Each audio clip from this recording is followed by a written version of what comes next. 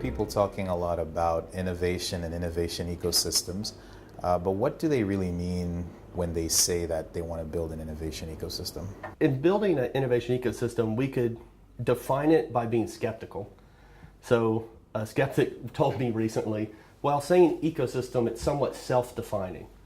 Well, that's true, I think oftentimes because we have people sitting down at the same table using the words innovation and ecosystem, but meaning very different things. So I think there's some ways to group what we mean by ecosystem by looking at different objectives that people have. So one objective that you could have in building an ecosystem is actually around innovation itself. So if you really care about innovation bubbling up of new ideas across a country, across the world, across a sector, you can look at things like the Global Innovation Index. And within that, where your priorities are going to be, when you're looking at a system, you're going to look at strong institutions, you're going to look at more economic type outputs and knowledge outputs. So research and development expenditures as well as patent registrations. You're going to look at building up policy environments and frameworks that would enable innovation to flourish in a specific area. That's one use of ecosystem when people are saying it.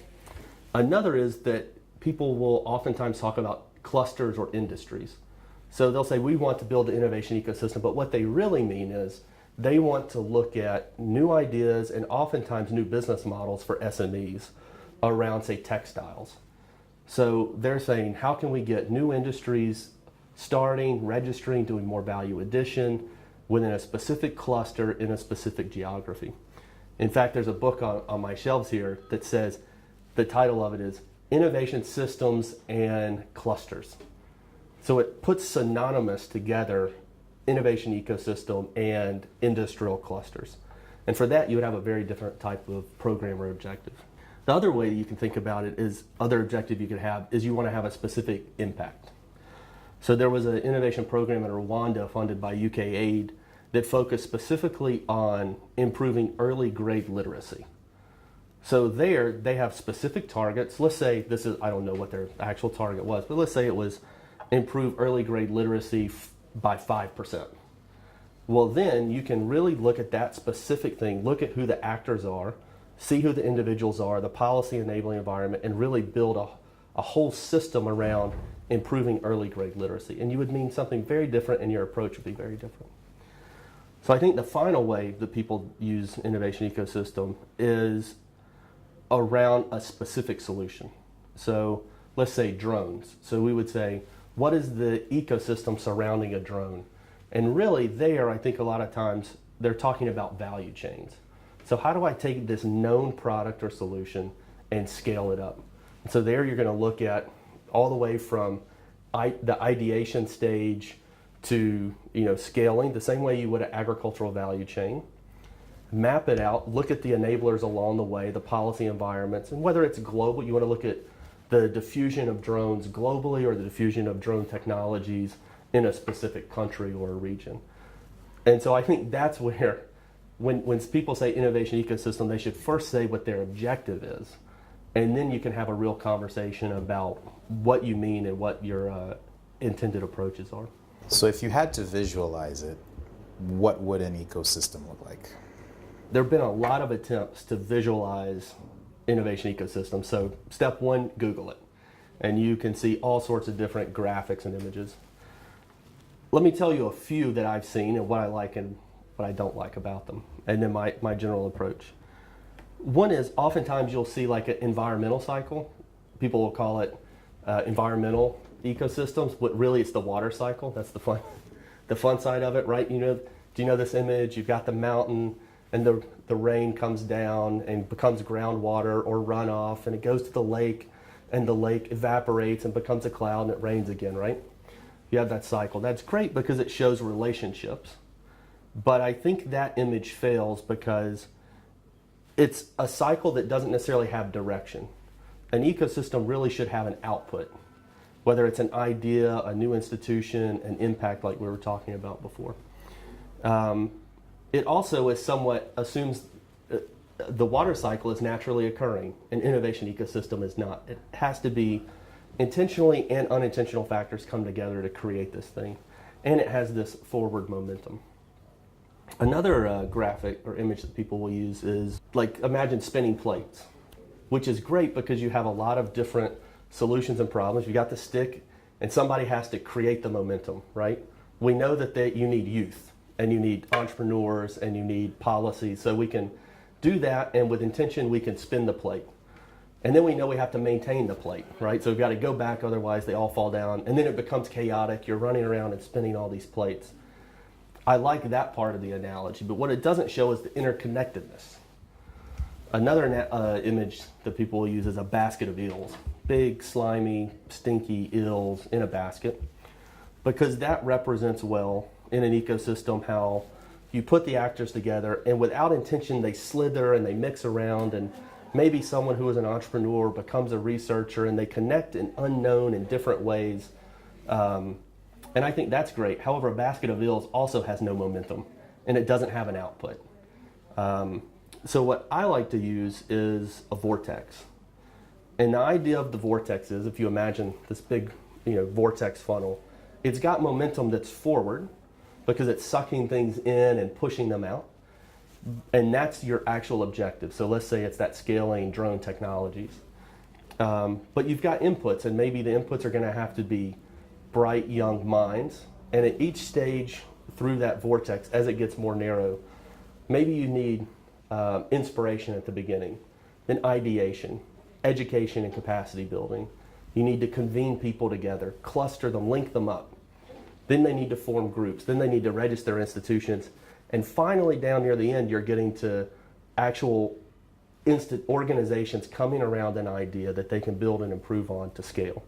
And way at the end, even after the output, that's where you're scaling the idea. I think too often when we look at these models, people think ecosystem building is about getting that idea that's already built. But that's one type of thing. But the need in a lot of countries, at least where we work, is that we need more investment up front in that vortex. The other reason I like the idea of the vortex is, you imagine a tornado or a hurricane whirling around. You don't have to just be an input at the beginning. You can come in at a different stage. Let's say you just are in your job, and maybe you don't need that inspiration and the ideation, but you come in with an idea. Maybe you want to bring it from another country and adapt it locally. Maybe you've worked on it in your own garage, made your own investments. You can enter in at any point. You can also exit. So you can be thrown off. The car comes into the tornado and eventually gets thrown off. It's not the end product. You also get co-benefit. So your objective may be that scaling of drone technology. You bring in young potential entrepreneurs, but very few are ultimately going to succeed to scale that technology.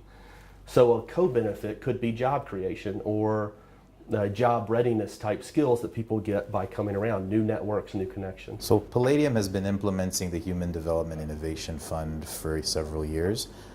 What are some of the lessons that you've learned along the way? With HDIF, there are 3 key lessons, mostly around being local, being focused, and adapting. By being local, I mean that we have a benefit of focusing in Tanzania specifically. By focusing, we have built relationships, we have networks, we can specifically see this individual who may be a board member of one organization but studied with somebody else at another organization, and cultivate those relationships and linkages in a very intensive way that can help our grantees, so that we're not just having to rely on social media, calls for proposals, more kind of generic type approaches. That's also helping us, reach people, bring them into the ecosystem. It's helping us in implementing and supporting projects that we're funding. And it's helping us, now that we're at the point of learning and sharing learning from the program, to be able to access the right policymakers, the other funders. You've built that trust very intensely. Almost to a fault, because you become a resource hub, and people will just, your emails grow by the day. By focus, I mean that our funding when it first started was very broad. We funded health, education, and WASH.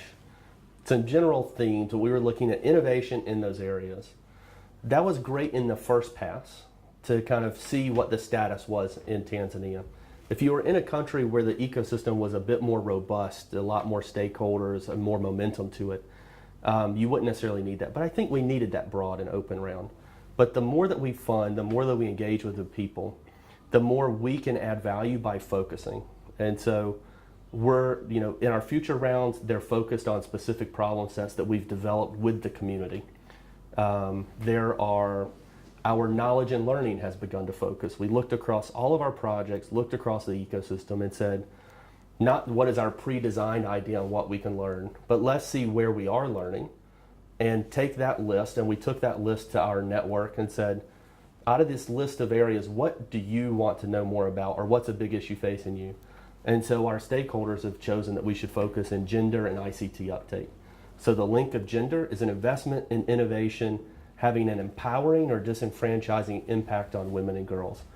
I think it's a great question to ask. I don't know the answer, but I'm really interested to figure out what happens. The other is about 70% of what we fund, not intentionally, but 70% of it has an ICT or mobile technology component to it. So we can look at programs in health that are using, say, tablets, and look at programs in education and see how they compare in affordability, in maintainability, in the ability for those tablets to be adopted, enrollment in the community, how they can be adopted, whose mindset needs to change, how did it change, and see if we can learn, say, inserting that, how did a teacher respond versus a healthcare worker, and share that learning across sectors.